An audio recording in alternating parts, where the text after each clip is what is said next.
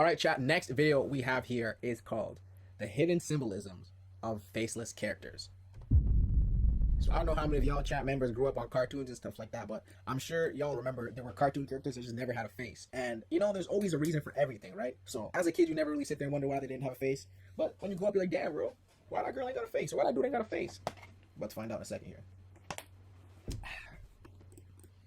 Let's go into the symbolism of faceless characters. Have you ever noticed how in some cartoons there are characters whose faces we never actually see? Their heads are cut off, their features are blurred, or they're awkwardly out of frame. Think of Miss Bellum from the Powerpuff Girls, Wizard Kelly from the Proud Family, the Adults and Peanuts, or even Tom's owner and Tom and Jerry. At first glance, it's easy to assume that these are just simple character designs because these characters don't matter much to the story. But when you really think about it, these faceless characters are way more intentional than they seem. Cartoons, more than any other medium, uses exaggeration and visual imagery to tell deeper stories. Most details in animation aren't ever truly random. So when a character's face is hidden from us, there's usually a reason. Sometimes it's for humor, sometimes it's to shift the focus onto other characters, and sometimes it's to make a bigger point about identity, authority, or even how kids see the world.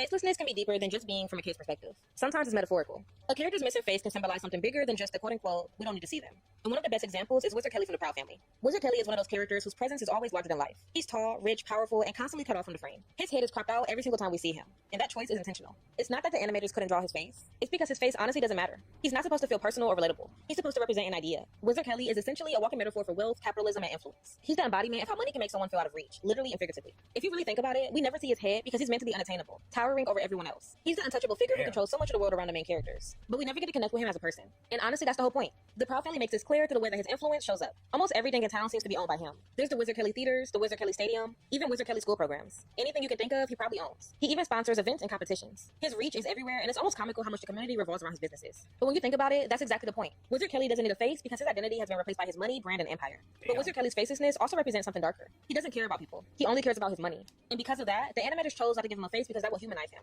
His lack of empathy is inhumane, and his selfishness defines him far more than any facial expression ever could. There are countless examples of this in the show. In the episode where Oscar takes out a loan from Wizard Kelly to fund his theme park Snackland, it looks like just for a moment, Wizard Kelly might be doing something kind for once. But of course, it's all a setup. When Oscar later receives a $500,000 compensation check, Wizard Kelly takes it all for himself, claiming that it's repayment for the loan. What he didn't realize is that Wizard Kelly had loaded the loan with outrageous interest. So by the end of the day, Oscar supposedly owed him the $500,000 that he had just received. This was all a trap. Wizard Kelly never had good intentions. He was perfectly fine with watching Oscar sink under a mountain of debt if it means he got to grow his own pockets. And that's just not a silly plot. It's symbolic of unfortunate loan practices in the real world, where companies exploit people with impossible interest rates just to squeeze more money out of them. That's what makes Wizard Kelly such an effective faceless character. His missing face reflects not just his wealth and power, but also the lack of humanity. He's a reminder that when money becomes someone's entire identity, empathy and compassion fall away, leaving only an untouchable, faceless presence that dominates everything around them. Well, yeah, that was a very interesting video. I'm not gonna lie, based on the thumbnail, I expected something a lot more blasphemous, I guess. But I'm actually surprised it was the reasoning was as chill as it was.